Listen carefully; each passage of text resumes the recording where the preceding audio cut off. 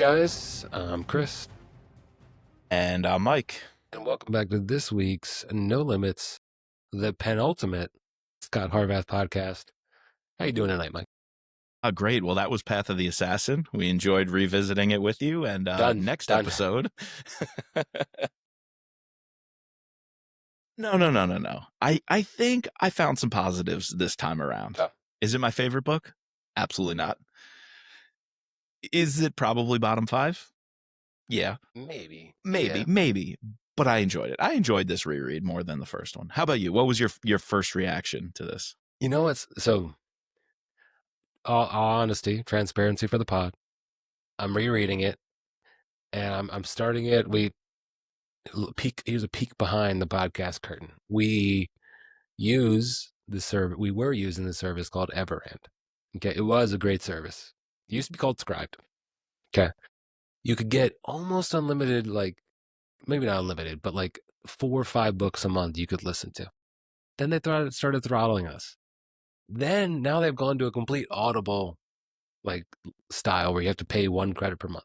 Anyways, we're deciding to cancel this service, and it was supposed to cancel on April 9th, yesterday when we were going to record. For some reason, it wasn't April 9th; it was April 8th. So I had originally started listening to the full edition, and I was like, you know what? I'm going to listen to the abridged. Oh, you did it. Yes. So I get halfway through the abridged, and then it cuts me off. I can't finish it. So I went back I still want to refresh my mind. I went back and I listened to both of our pods. Yep. On it. And then it kind of all came back to me. Did. Yep. And I'm going to be honest with you. The first half of the abridged book was pretty good. Is it pretty good? Yeah. Honestly, like this is where like the abridged was really good. Oh, man. So I got all the way up until just after the plane heist, essentially. Oh, man. Which Great is scene. one of the top scenes. Yeah, great scene. I'm glad you didn't get to the ending because you probably heard us talking about it on our original episode. Then it all came back to me and how like, wow, we go all the way. Like we were kind of traveling like a little bit heavy. We were in China, going back, and then we go to Jerusalem. Like I just gotten like he obviously it's to the Jerusalem Arishon stuff. Yeah, exactly. And then, it goes off the rails, man. We go off the rails. I forgot we end up in a bunch of different Italian places. Yeah. In the middle, we go to Libya, Tunisia, Napoli, Capri. Yep. And then insane. In Rome, it ends at this vineyard with that wild scene. I guess we'll get the negatives out of the way early here. That wild scene. That helicopter pilot comes back. That's true. That's true. The Italian guy. What book was he in? You know what? I have notes on it because we're getting our notes ready to do the final wrap up where we want to go through all the books and rank them and refresh them. It was like 4 or 5 books ago. Foreign Agent. No, Use of Force. Argento. Yes, he's Argento. One of the agents, and I think I don't think he's name dropped here, is he? But later on in Use of Force, however many books later, he tells us I was one of the guys on that helicopter and escorting you. Right. Which is just sick. But no, that seems wild because they know the plot is to blow up the diplomat, the representative from the PLO or whatever group the person's from, going to the peace talks in Rome. And they decide instead of intercepting it and having a safer way of transport and protecting the diplomat, they're going to use him as bait, right? And let him go. Yeah, which is wild. And meanwhile, the Italian guy just says, oh, I know where they'll set up, their Stinger missiles or their shoulder-fired missiles. They're going to do it from this vineyard over here. So like there's a helicopter flight path across however many miles, let's say 100 miles. And this one guy just happens to say, I think they would do it from here. And so they set up there. They intercept Dara Nadal. She happens to be there. But then the very, very end, she's escaping in a van. Or no, Arishon has her in a van and they're leaving. And then Hashim Nadal runs out of nowhere past Scott with grenades in both of his hands, jumps into the van and blows the thing to smithereens. No, Arishon's not there because the troll gets him. Spoiler, later on in the series, the troll kills him. What a mess of an ending. And the Capri stuff. They have to go all across Italy. Eventually, him and Meg pose as a couple trying to track down Adar and Nidal. They go to this restaurant because they realize the plate had a recipe that she served them in the desert, which was strange when she's so hospitable to them in the Yeah. desert, even though they're prisoners. Like, that we got to talk about. But they track her down, and then there's like an aroma. She recognized her perfume. She gave her flowers while they were in captivity, and she's like, let's go find where the flowers are from. Let's find where the perfume is from. So they're just jolly, happy, pretending to be a couple across the islands of Italy. And I'm just like, what is this? We could have cut the book and ended it basically with the plane scene or with the scene in Libya, the escape from Libya on those vehicles and the helicopter extract, and they're dangling from a rope. Cutscene and the book. The first half was pretty good. Exactly. And like, to be honest with you, all the buildup of, like the assassin being in China and taking out the guy, like, and Scott being there, great. Scott being, these series of attacks that are going on is very interesting. And, always the silver-eyed assassin. Like, the premise of this plot, like, it had very good legs. And then it spirals wildly, wildly out of control. The book opens with a sprint, and then it turns into a marathon, and you've already sprinted. It's like, Right, how am I going to exactly. finish a marathon after I just did like a 400-meter mad dash of cool things? Like, you're right. Opening in Macau, and he's gambling, and this guy, Jamek, who is linked to Operation Rapid Return Right, in Lions of Lucerne, and that link brings them to Ari Shon in Jerusalem. Pretty cool stuff. We're laying a cool foundation. And then even like in Chicago, there's a couple of high-speed chases, one with the cigarette boat. Scott's taking the cigarette boat across the Chicago River, and the hospital. They have to get out of the hospital. The one thing about all those scenes, the silver-eyed assassin, when the person first popped up, because we don't know the reveal that there's a she, and Abu Nidal had a daughter. When we're tracking down the silver-eyed assassin and that's being described, I'm like, that's super cool. And then on the plane, they see her eyes, and there's eyewitnesses at the hospital saw her eyes, and everybody knows about this. But it was played up one too many times. Yeah. She must just be like teleporting places with her full arsenal, the best assassin ever, because she shows up in all these different scenarios and just disappears like a ghost. It was just too unbelievable. It was like a cool concept that became too unbelievable as it was overused. I think it's fine to have it be, I don't know, 3-4 maximum times. Yeah. But to have it be like, I think we end up with 6 or 7 in the very end. Yep.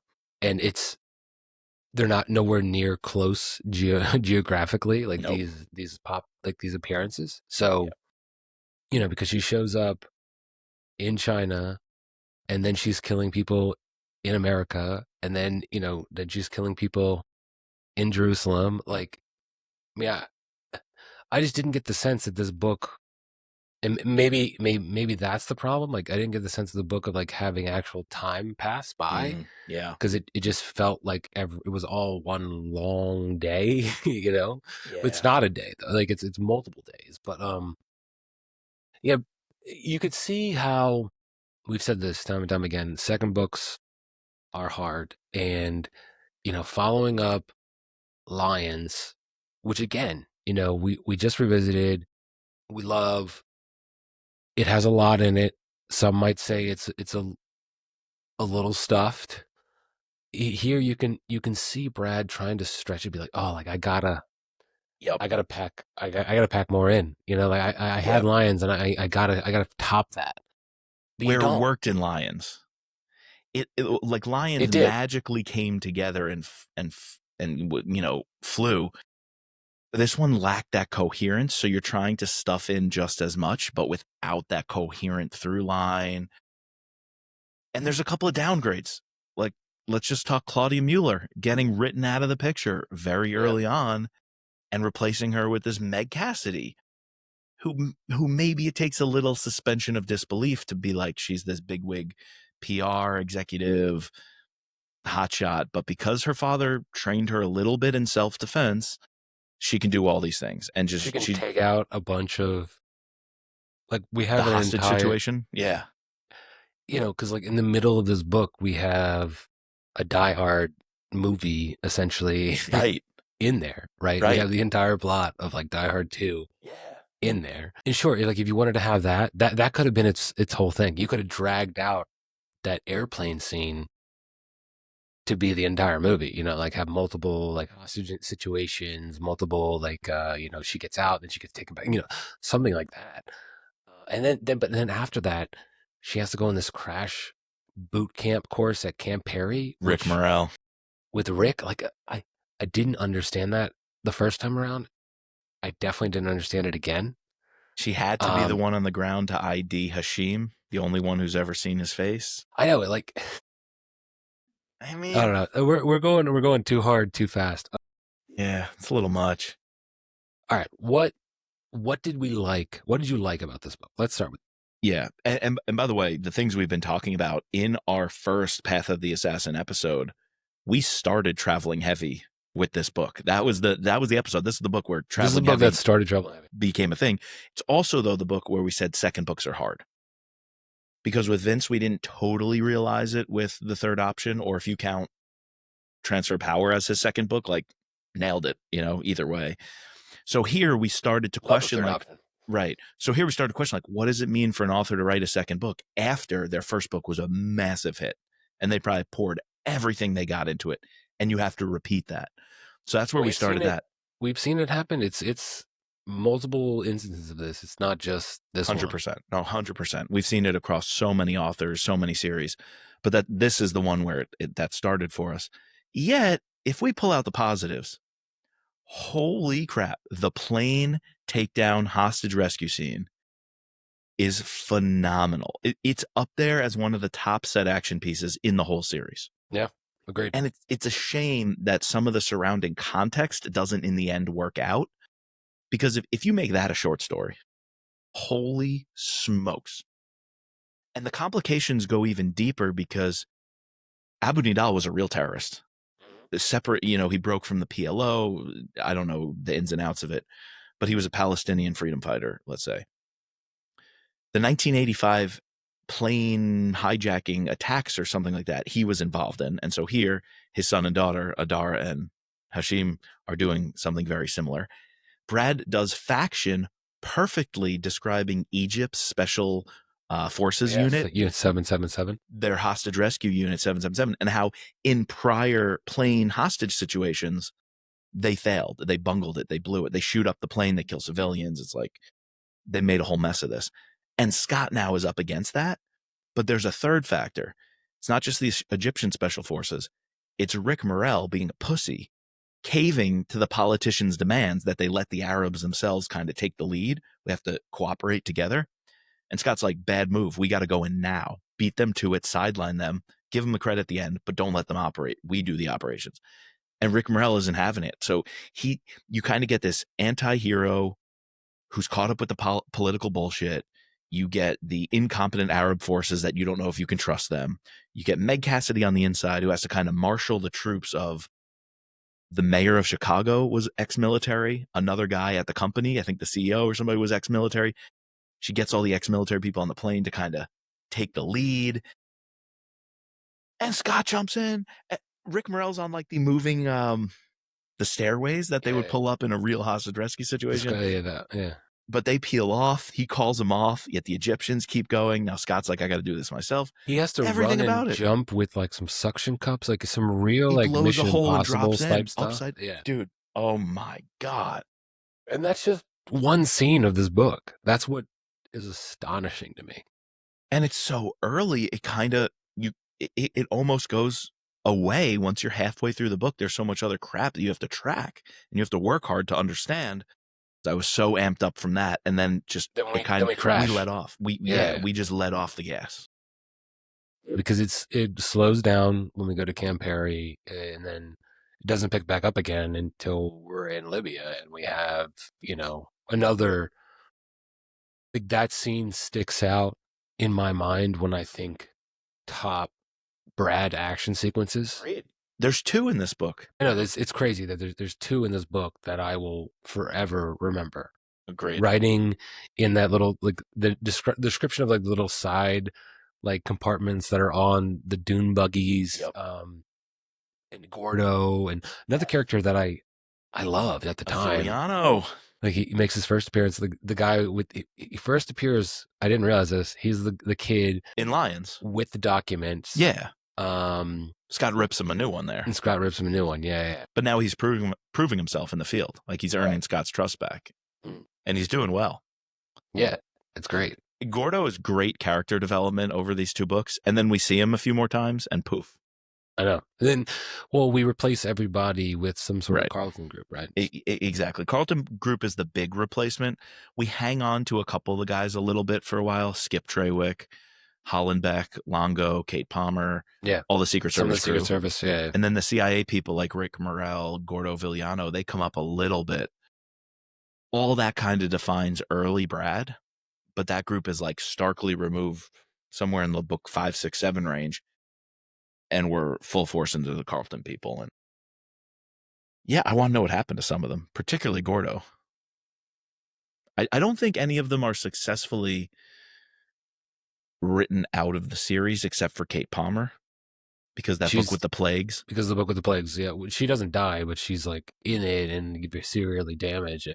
Yeah. So I just kind of wonder what happened to some of these people. Yeah, and we do find out some closure with Meg Cassidy, I think, in a couple books where she gets married, right? She gets married. That's Lake Geneva in Wisconsin. Yeah. And that crazy boat scene where Scott comes to save the day. The scene of a book. Yeah. Oh. Path of the Assassin. Well, yeah, what else about Path? So we love those 2 set action pieces. Now, Ari Schoen. I'm torn because I want to say that's a winner of the book. I deeply liked the idea of this Israeli shadow figure.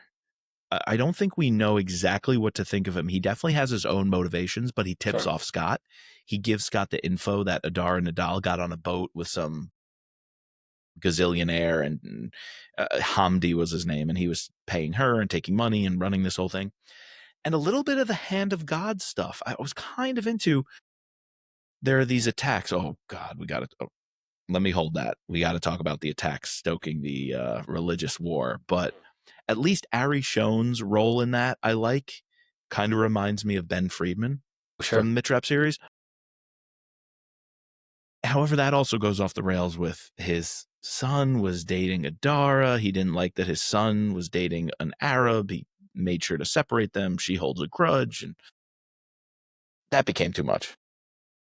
I like the fact of like how Brad introduces Ari Schoen in terms of he is the one survivor from like one of the killer scenes in Lions with the devastation of that attack on the compound, and that's another like it's a nice loose end in Lions that we never close. So it's a clear something that should be addressed, right? And Brad does address it here, right? How was a miner able to pull that off when he was nowhere near that compound? Obviously, it's someone, and we eventually find out who that is.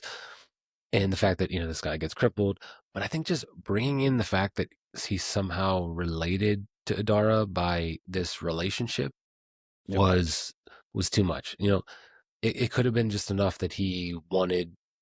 It was his lifelong mission to hunt down this person, and he figured this out once, or I don't know.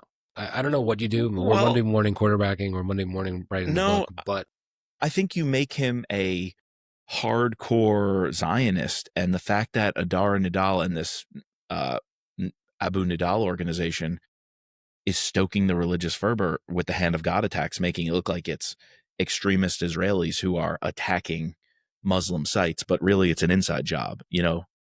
It's a false flag operation. Hand of God is Adar Nidal, and her idea is to destabilize everything by making it look like Jews are attacking Muslims. And it's kind of like the October 7th in reverse. Right, it is. It's completely in reverse, and it's an inside job. It's the Israelis are going on the offensive. The Israelis are taking out Muslim holy sites. blowing people up. But it's all fake. It's all to stoke fervor. Now, I cannot get over the fact, and to totally not obliterate this book, I have to bypass this. I can't go for too long. They blow up the 3 holiest sites in Islam, and that barely has an impact. I think you mentioned this on our first pod, Mike. Yeah. That's wild that there's an attack at the Temple Mount in Jerusalem. There's an attack at the mosque in Medina. There's an attack at the Grand Mosque in Mecca. I think they even blow up the Kaaba. That is literally a world-ending scenario. That is a scenario where nobody on this planet, or at least Europe, North America, and the Middle East, nobody is safe anymore if that happens. And Brad writes it off as a little side story event, and it doesn't affect anything else in the plot. It's never mentioned again, right? It's never mentioned. There's no fallout. There's no political fallout. There's no espionage fallout. One of the biggest mistakes Brad made in the series, in the geopolitical game, because we know he gets that right once he's more mature and older. All right, I'll push back. Like, is it similar to a nuclear weapon essentially being exploded in the mountains during Memorial Day? Not even close. Or a potential nuclear explosion going off in Arlington Cemetery in the next book? It's not even close. Not even close. If you blow up the Kaaba, not even close. That is such a massive event. Well, you know what's interesting? Like, all right, in Tom Clancy, Some of All Fears, a nuclear weapon goes off in Baltimore, Maryland. That's a big deal. Yeah. But you make a book completely about that. Yeah, true. Not as like some sort of written off thing. Yeah.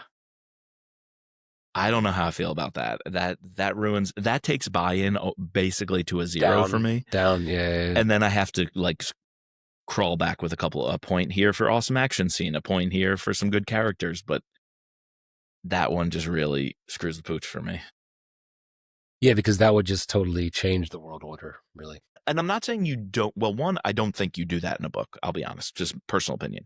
But if you do choose to do that in a book and you want to be edgy, you have to make it the main event. And to just marginalize it to a side story is a big disappointment. Like, how many books are about the Vatican and stuff? And it's like, I'm fine with that. Like, I got nothing. All these attacks in the Vatican, corruption in the Vatican. Like, one, because a lot of it's true. But it's like, if you blow stuff up, like, I get that because it's the whole plot of the book. It's going to be a major storyline, a major through line. It will drive the action. So anyway, that's what I have to say about that. No, it was when I was it's a miss. It's a big miss. Re-listening and then re-listening to our pods, like, yeah, huge craziness that is just there and not even like a main point. So, which goes along with some other things in the subsequent books to come that I also have ranted and raved about. This sort of starts that whole path that we go down that I'm glad we got out of. Every episode.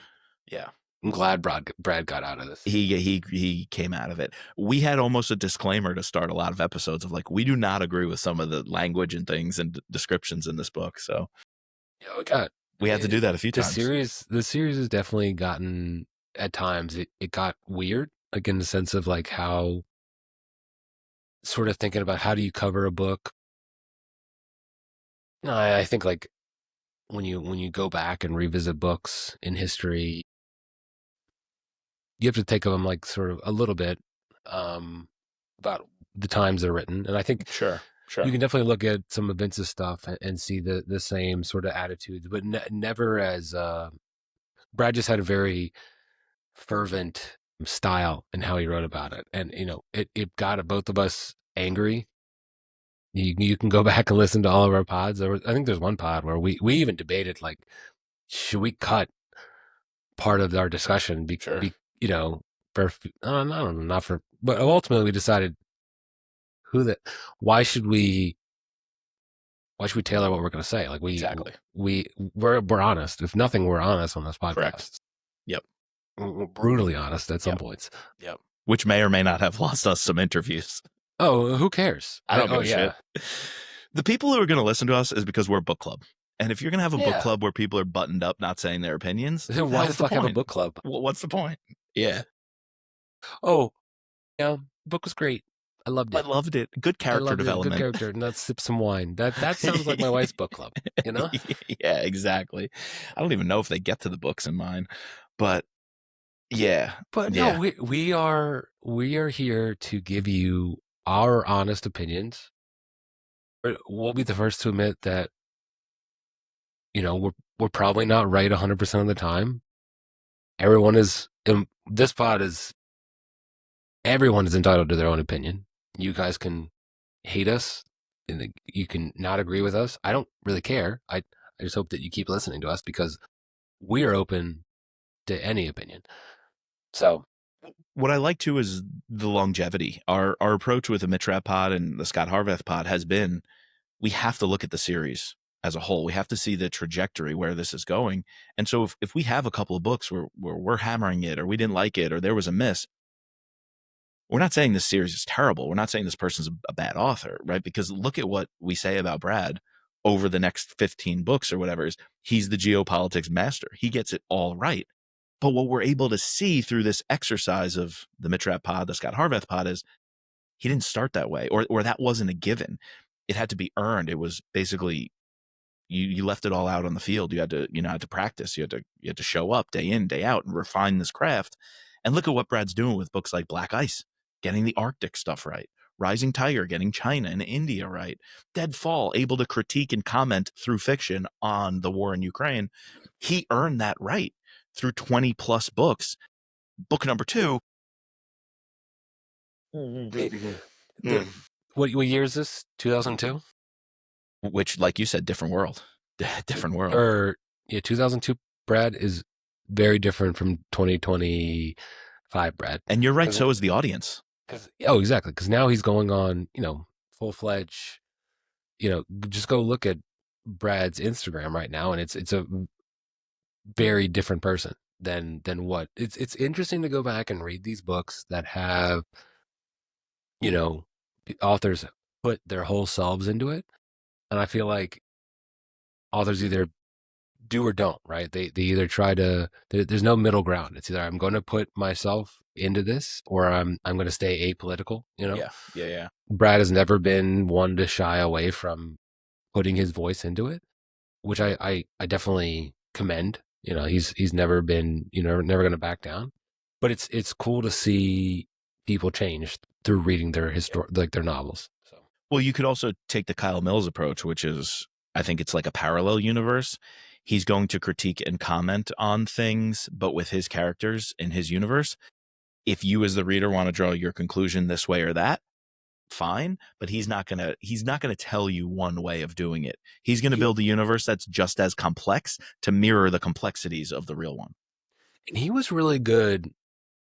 I would have to say Kyle was the best out of the big 3 or 4 we've covered on the pod at making characters that if you were like, let's say you're conservative and you hate liberals, you would see like the villain as a liberal. Yep. If you were a liberal and you hated conservatives, you would see the villain as a conservative. Yet he never said that they were either way. Like, exactly. People, if you wanted to put your own prejudices on a character, you could. And like that was a really good talent of it.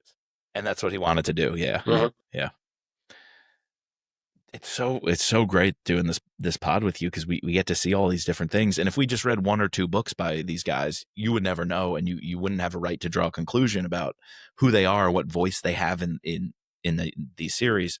But when you read them all, and now when we're going back to reread them after seeing them all, you get such a different perspective. I thought our Lions episode I just published was one of our best analyses of any that we've done. It's cool to read a book, do the entire series, and then go back and revisit it. Now knowing because we've now read them back to back to back to back to back, and we're talking about them back to back to back. So it's not like just I'm going through a series rereading it, but like I now see why people go back and reread the Harry Potters every year because there's things that you're going to pick up that you didn't the first time around, or you're going to, as soon as you finish this book 7, you go back to read book 1, you now have like a different opinion, or like you change as a reader, so you're now going to see different things. So true. We're different from when we covered the first Brad book in 2022, I want to say. Yeah. I was living with my parents, 3 years I think. of doing this, yeah. Yeah. That's crazy. And it stood out to me with Lions how much of a different shape our conversation took, having the insight to be able to look at over 20 plus books. This one kicked it off is very different than saying there's nothing else. Like, this is the only book. Like, when we read Lines of Lucerne, whenever it came out, is so different than reading it now with this level of insert. And then similarly talking about it with you. So I love doing this pod. One thing that hasn't changed, Path of the Session is still not our favorite book. We will not be revisiting Blowback or The Last Patriot on the Scot Harvath pod. That's for sure. I wouldn't mind revisiting State of the Union, but we have other books to get to. That would be great, but we're wrapping it up with this one because the whole reason we reread it was to give it a scorecard. And with this scorecard, we now complete the series. We have ratings and reviews on thrillerpod.com, our website. You could see our scores. There's even a link to the ThrillerPod scorecard. We document everything. Go to the Brad Thor tab. And since we're doing a scorecard and want to look at covers, you can even see the covers at thrillerpod.com. Click on the Brad Thor tab and all the covers of every one of his books. So that's a resource we use when we go through the scorecard. So let's just kick it off. Action. I say this book is not one for action. It is full. So I'm gonna go high on action because this is probably like where I'm gonna give most of my points. So I'm a solid 9 on action. I'm gonna give that to you as well. Yeah, we described it. It's the best part of this book, bar none. And to pull off 2 massive set action pieces that I remember that stuck with me, and at the end of all the books, I still say are the cream of the crop. Give it that 9. Plot. This is where things start to loosen a little bit. So the first half of the book, I love the plot. Like pretty much until we get to Camp Perry, it's firing on all cylinders. And then he just starts to lose me. I don't know. Yeah. 6.5, 7. I see. Is that too harsh? Oh, hold on a minute. I see why you're going that high. But Chris, if you, like you said, you didn't get to finish the book, you're halfway through the bridge. Yeah. If you got to finish the book, I would probably be going lower. You'd be going lower. So I'm toying with a 5 being too generous. I'm gonna go 6. I'll go 6. You go high then, because I'm taking the low road with a 4. Oh, okay. Buying's a 1. I'm sorry. Has there ever been a 0 on a scorecard? No. I was into the action scenes. I was bought into the action. When I was reading The Chase Across Libya, nothing could stop me. And I was going to the golf course, so I was having a very nice drive listening to that scene, and it was fun. If anything, I was bought into the action. Okay. Yeah, agreed. Bad guys. Darn, like this sober-eyed assassin is a great, really good concept. Great concept. Yeah, maybe the whole, like, having her pop up one too many times, but that doesn't like diminish from the fact that still she was and then to pull this 180 that it's not the son, it's the daughter, like that was interesting, cool reveal. Like I'm gonna go like 3.5. Yeah, I'll go 3. I'm gonna throw Ari Shone in there as well. We don't really know he's a bad guy or not, but he's this murky, shadowy figure. And the whole hand of God, it wasn't played up, but you took it too far with the attacks, with the religious extremism and the attacks. But the idea of having an assassin doing these things, or a group leaving their mark, the hand of God places, good concept. So Adar Nadal, great concept. Hand of God, great concept. Ari Shone, great concept. How they all end up, not so great, but 3. Good guys. Good guys. Meg Cassidy sadly has to bring it down a point. Yeah, it does. That's the problem. Bullet Bob brings it up a point or 2. Who we get in the next book? You know what? Or in Takedown. Rick Morel, he's a I don't bad like guy. Rick. He's a good guy. He's a prick, but I like him. He's like that anti-hero. I also like him as a character. Even if I don't like him personally, I like his placement as This juxtaposition Yes. to Scott. to Like, Scott. Correct. someone who has maybe not all the abilities of Scott, but is like up there. But someone who has drank the Kool-Aid, who Yes. has bought into this politics, or like toes the party line. Playing the game. Yeah. It's interesting to like He's a have good that kind of character. character in there. So Yeah, he's a good character. I think And 4 is solid there. I agree with a 4, and we know what's coming. He gets a bit of a redemption arc as well, He does. which he's set up for, which is earned. Yes, he's drugging Meg Cassidy at the training because he doesn't really believe in her, and that was all. Again, a lot of this is probably a little too real, in that Rick is jeopardizing multiple operations because his superiors or the party line, and I think that's all too real, that people of power positions over guys like Scot Harvath are not going to let them be the Scot Harvath. So good placement of a character. Yeah, I agree. Setting. So, I mean, this book kicks off, like we said, traveling heavy. Is it too much? He does do a great job of describing almost every location we go to, though. So that's an argument you made on a recent episode, I think in Black Ice, about Norway, which I was nitpicking. Like, we're going to too many towns. I can't keep track of which town you're in. And then you were like, but he's painting a picture so good of the different landscapes, way up north, somewhere in the middle, outside of Oslo, small town, big town. So here it is too much, but he's doing each one of them really, really well. Chicago, Macau, Libya. All the places in Italy. The Italy stuff I didn't like, but it was still described very, very, very well. I'm going to give it a 4.5. Yeah, give me that 4.5. I'll make up some ground. Actually, in fact, our original limerick had a lot to do with traveling heavy. Oh, did it? A little recycled limerick here for you. From Macau to Switzerland and Cairo he'll go. Then on to Chicago, Libya, and Tunisia, In Napoli and Capri, then Rome and Frascati, a path of death and destruction in tow. Nice. You got the Frascati in there. Yeah, that's where they blow up the van. Hashim Nadal runs in with grenades. This wild stuff.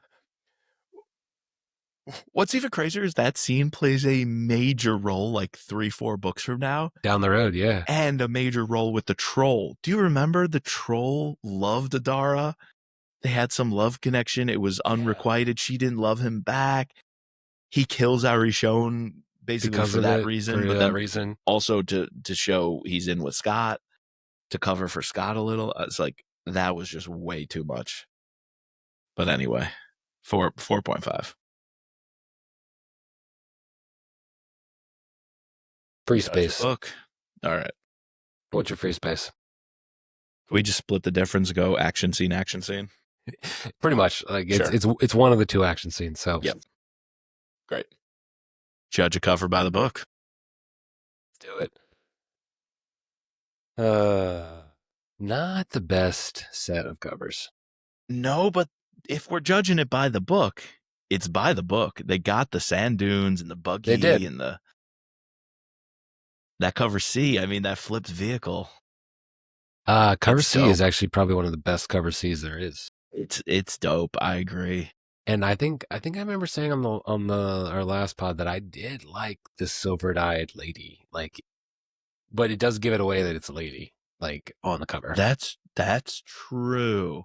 But the whole between having the dune buggy in the desert and having the silver-eyed assassin, for me that's great, because if you don't have those things, you're missing out. Yeah. You could have the plane. The hostage situation on the plane would be cool. So cover A has the desert with the flag. That's it's kind of covered by sand. I think that's kind of neat, like America being buried. Yeah. That's kind of cool. I think I remember us trying to figure out what is D. That's the Hagia Sophia? It's a mosque. I don't know which. I'm guessing it's somewhere in Jerusalem. Yeah, to me it looks like Jerusalem, but either way, it's definitely evocative of that section of the text. And having the crescent moon and star also kind of makes sense. I kind of like E, the second mass market paperback. Agreed. Yeah. Like you get this little sand dune-ish in the Assassins with the moons. All right. Yeah, I'm here for it. I'm going to give it a 3. Yeah, give me a 3.5. I think they're all right. Okay. If we're judging by the book, design-wise, I'd go lower, but judging by the book. You're right. All right. I'm gonna give it an extra. Hey, you don't have to, but all right, where does that land us with Path? Let's see, what does the math say? 34 for me. Probably about where I would peg this book. 36.5. That's higher than I thought it was going to be. Yeah, I knew it'd be low 30s. I think if I slipped to the 20s, that was possible if I was in a bad mood. But the action does carry. We gave it points for action. We gave it points for setting. Even though travel too heavy, we docked that in buy-in. It does have some good elements. It's got some good elements. It's definitely not the worst book. It completely makes sense. Our highest categories are action, good guys, and setting. That completely makes sense. Yeah. Exactly. So we have our document. Let me just give a little sneak peek of where this would slide in. Where does a 34 and a 36? Third from the bottom. No, fourth from the bottom. I would say that's probably right. It's definitely bottom half.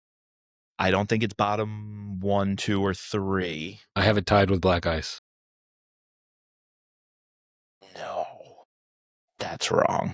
We both gave Black Ice a 36.5. We were that harsh on Black Ice. We were. It's objectively a better book, though. It is. That's the problem. Like our scorecard is flawed. And so next episode, we are going to be wrapping things up with our final rankings, and we're going to talk about how the scorecard lines up, but that does not necessarily land with how we rank the books. So considering I have 1, 2, 3, 4, 5 books at 44.5, I'm going to have to figure out how to rank these. 44.5 is like that. I'm not the top book. I'm not the top dog, but I'm in that 3 to 8 slot. And that's very hard to sort out 3 to 8 slot in this series. Very hard. I think 1 and 2 is clear cut. Anything after that, it's a toss up. Cool. Yeah. All right. You guys will have to stick around for our one last pod with Brad until we start covering Brad on the No Limits Thriller Podcast. All right. Before we get out of here, we need to thank our patrons. Our Deputy Director, Sherry F., our Special Operator, Jason C., our Special Agents, Ben, Daryl, Kevin, George, Matt, Dawn, Peggy, Mark, and Chris. Please subscribe, rate, and review to all 3 seasons of No Limits. You can find us at thrillerpod.com or on the Thriller Podcast. And as always, just let Meg be Meg. Oh, you dog.